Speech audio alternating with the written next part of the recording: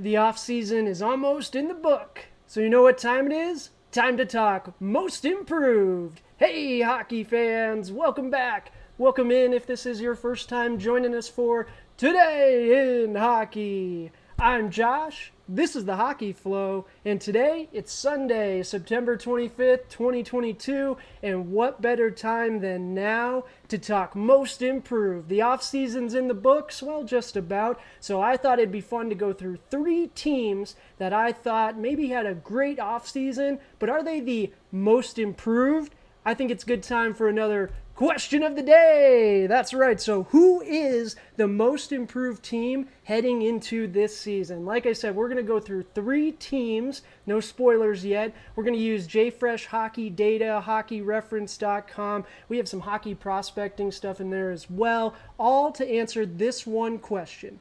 Who most improved their team this offseason? Be sure to stick around for that. If you do enjoy the content, take a moment, like the video, subscribe to the channel, helps us out a ton. We got the regular season coming up upon us. Want to make sure you never miss a beat. So all right, let's get into it. Let's answer our question of the day. First team up, the Detroit Red Wings. So a little bit of a spoiler, I guess. The three teams we're going to look at, a couple of these are your more conventional, what you'd consider most improved candidates, teams that struggled a little bit last year, maybe had some good off seasons, and now are looking to do some good things this season. Well, the Detroit Red Wings are one of those teams. We look at the additions and subtractions. We're going to do that for each of these teams. Then we're going to go through talking points on each of them. So first up, Detroit Red Wings. If we look at the standings over there, courtesy of Hockey Reference, thank you guys. We see that the Red Wings had a tough year last year, and we see that with the player or the team card as well. Big shout out to JFresh Hockey. We see in the league they ranked 25th and they were 6th in their division, so not dead last, but boy, 74 points, not ideal, but you guys are rebuilding and do have one of the, if not the best prospect group in the NHL. We'll get to that in just a moment. Let's look at the additions and subtractions first. So out, Thomas Greiss, Calvin Pickard, Mark Stahl, and Olli Juolevi.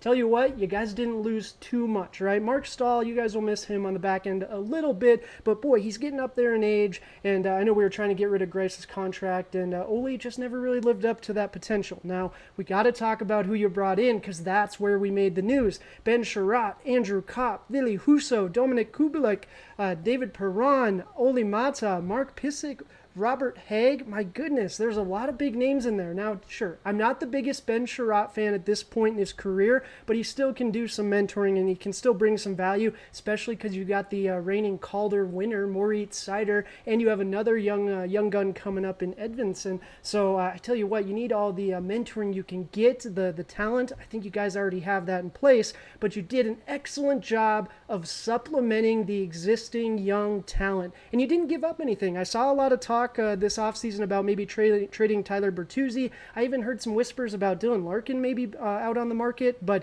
at the end of it, you guys didn't get rid of anyone. You supplemented your roster, and that's what we love to see. You brought in some excellent players without losing anyone of super importance. So if we look at the team as a whole, they are ready to take that next step. So if we're looking for most improved team, the Red Wings are a perfect candidate. Again, they didn't lose any major pieces. If anything, they just added to the existing talent.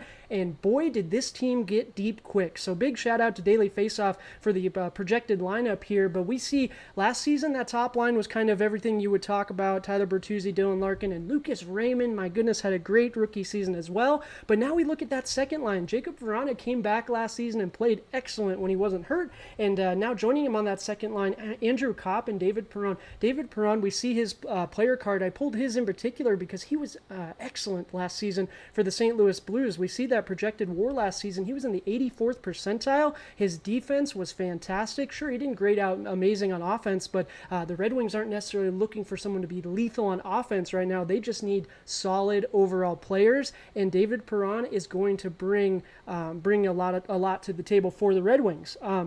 But if we keep looking at the team, I dare say we have three. That fourth line, I'm a big fan of Michael Rasmussen too, and Oscar Sundqvist didn't do too bad last season, so they have depth. This team got deep quick. That third line in particular, if Philip Zadina lives up to his draft position and lives up to that potential, my goodness, watch out. But then we have to talk about the prospects. Any chance I get, I'm going to talk about the young lad Elmer Soderblom, because my goodness, we don't see too many 6'8" forwards who have absolutely great puck skills, can skate. He can do it kind of all. It's really fun to watch, and he had a solid preseason, the prospect tourney, he had a solid showing there as well. A couple of those highlights were things of beauty. So he is someone, he may not start out with the NHL team right away, right? We don't see him in the projected lineup, but boy, if he continues building off of what he did last season in the SHL, we see that 42 for that hockey prospecting card. Thank you, Hockey Prospecting, for that. But if he can build off that success that he had last season in the AHL and gives the Red Wings no choice but to call him up, my goodness, watch out. And then on the defensive end, we already mentioned Edvinsson, and he had a solid showing as well. He's someone definitely to keep your eye on. Could he be this year's Moritz Seider? We'll keep our eyes on that. But the Detroit Red Wings, I think they had an excellent offseason. They are a perfect candidate for most improved. But are they most improved? Let's move on to our second team, the Seattle Kraken. So the Seattle Kraken, we've talked about them a few times on the channel. I'm a huge fan. Matty Beniers, Shane Wright. I really like what the Seattle Kraken are doing, and that's kind of tough for me to say as an Oilers fan. You guys are in my division here, and I was kind of hoping I wasn't going to have to worry about you guys too much, but based on the offseason that you guys had, we might have to keep our eyes on you. So let's look at the Seattle Kraken. As I mentioned, last season, it wasn't ideal, but again, it's your first season in the NHL. You're an expansion team. You did it the normal way. You didn't do it how the Knights did it, and I don't think there was the opportunity to do it how the Knights did. I think what the Knights were able to do and the way they played the game and took advantage of the market and all of that, I don't know if we're ever going to see something like that again. So the Seattle Kraken are doing it the right way. They're being patient, and my goodness, is the patience starting to pay off already, and we're only into year 2. So let's look at the key additions and subtractions, because last season it wasn't the greatest for us, but again, we're okay with that. We're talking about improvement. Did the Seattle Kraken, are they the most improved team this offseason? So let's look at the additions and subtractions. So out, Hayden Fleury, Daniel Sprong, Derek Palat, Dennis Chwalski, Victor Rask, and Riley Sheehan. In, this is what we got to talk about again. Same with the Detroit Red Wings, right? This is a common thread. We got to talk about who they brought in. Olivier Borkstrand, Shane Wright, the first-round draft pick, number 4 overall. Andrei Burakovsky, Stanley Cup winner. Martin Jones, Michael Kempney, and Justin Schultz. So they brought in some big names, whether it was through free agency, trades, the draft. They brought in some big names to supplement the already existing young talent, and I love to see it.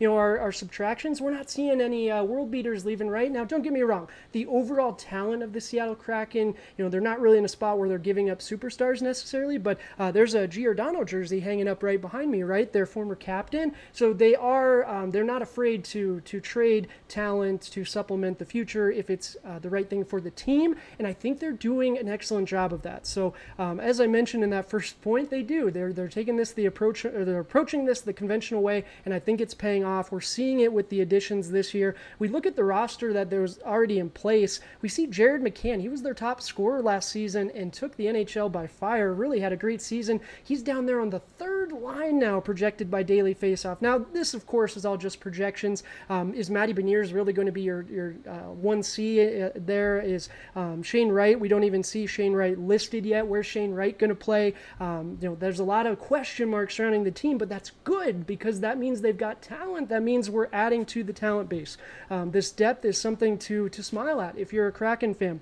Already mentioned Jared McCann. Yanni Gourde, another one, had an excellent season coming over last year from the expansion draft. Jaden Schwartz is someone to keep your eye on. He had a great start to the season last year. It felt like every Kraken game I watched, he was the one scoring goals or making plays, and I just couldn't understand why. Because when you watch him, it's not like he's the fastest. It doesn't have the most skill, but boy, he found himself in really good spots and really turned a corner last year. Had a great season.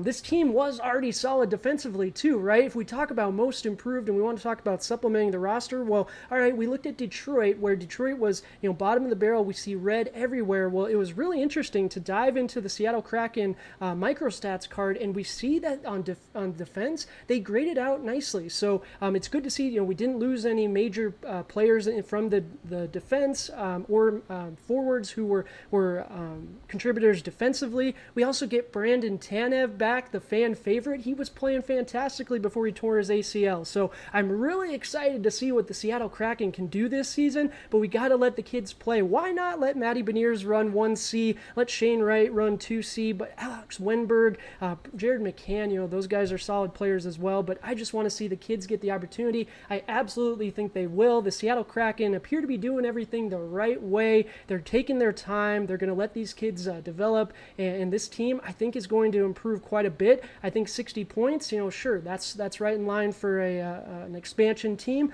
but why not 80 points this year? Maybe even a playoff push. Let's see what the chips may fall. But that's the Seattle Kraken. I think they had an excellent offseason as well. Let's move on to our last but not least team, the Carolina Hurricanes. So I did mention at the top that we're going to have some conventional ones. Well, here's our non-conventional pick for most improved, the Carolina Hurricanes. So typically when you're talking about most improved teams, you're talking about teams that didn't do the greatest last season and then needed to just supplement the roster, right? We're looking at the Detroit Red Wings. We looked at the Seattle Kraken.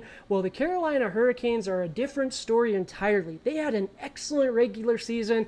Postseason was the issue, but they had an excellent regular season, finished first in their division with 116 points. They finished third in the entire league. We see a lot of blue. We also do see some red in those player cards, so let's keep our eyes on that. But the Carolina Hurricanes, the reason I picked them as a candidate for most improved is because they identified that they had an issue and they reshuffled. They weren't scared to pull the trigger. They didn't slow play it and just get rid of one person here or just add, a supplemental piece, to the third or fourth line. They're really going for it this year. This roster turned over, and we see that with the subtractions and additions. So let's start out with those. Out, Tony DeAngelo, kind of big news. I know some folks were happy about that, but Tony DeAngelo moves on to Philly. Ian Cole, Max Domi, Brendan Smith, Vincent Trocheck. That's a big name. We did talk about the other two teams. They didn't really lose anyone huge. Well, Vincent Trocheck is a big name, and Ranger fans, you'll be happy that the Carolina Hurricanes let him walk, but the Hurricanes are obviously feeling like they've got an internal solution for that, right?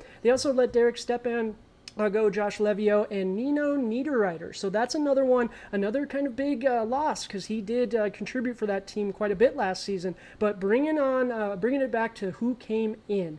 Brent Burns, Max Pacioretty, Dylan Coghlan, Andrej Kasa.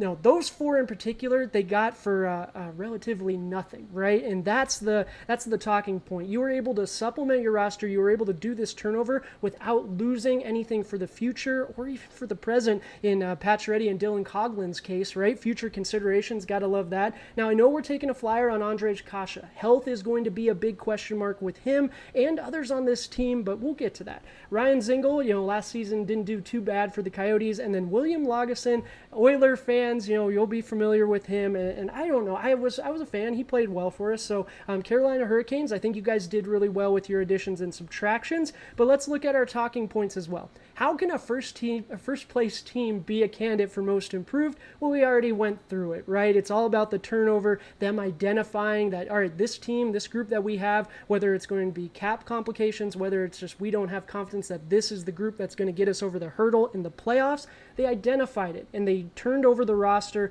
They added players without losing anything too much of value, and they are deep. If we look at it, there's a reason that I included the defensive pairings for this team as well, because Dylan Coghlan is one player in particular that I don't think folks are talking enough about. He had an excellent season for Vegas last season. I would dare say it was almost a mini breakout in some ways, but he's projected to be on that third line with Ethan Bear. Oilers fans, you'll be familiar with him. I really wish we wouldn't have let him go. I would love to see him back on the Oilers, but slotting in on the third line for defense for the Hurricanes, that is fantastic. They have depth. We look at the offensive side. Now, I know we have a question mark at 2C, right? They're putting a lot of faith in Jesperi Kotkaniemi because you know what? They're paying him a lot, right? They signed him to the big offer sheet last year, and they didn't get matched, so they bring him in. And you know what? If he can live up to that potential and live up to those expectations, absolutely, why not? Let him run it at 2C. But one thing, if we're going to talk about most improved, are the Hurricanes the most improved team?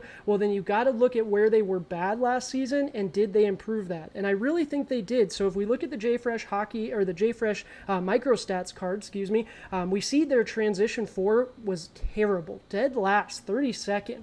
And we do see the zone entries, entry defense, and in-zone offense for Brent Burns microstats. So I think Brent Burns and Max Pacioretty are two absolutely great additions to solve a need. We see that the stats show that they struggled in transition last year. Well, Brent Burns, pair him up with Jacob Slavin, and Brent Burns, we see his entry numbers and his exit numbers. He does fantastic on transition. Max Pacioretty will help in the finishing category. We see in the team card 24th in the league. Well, Max Pacioretty, if he can stay healthy, Andres Kasha, if he can stay healthy, are absolutely going to help with that as well. Now, I also say we're counting on Martin Necas to have another breakthrough. We're also expecting Seth Jarvis to build on the excellent rookie campaign he had last season. But I do think that these additions, I think they are absolutely going to help, and they're exactly what the Carolina Hurricanes needed. So after all is said and done, we look at these three teams, the Detroit Red Wings, the Seattle Kraken,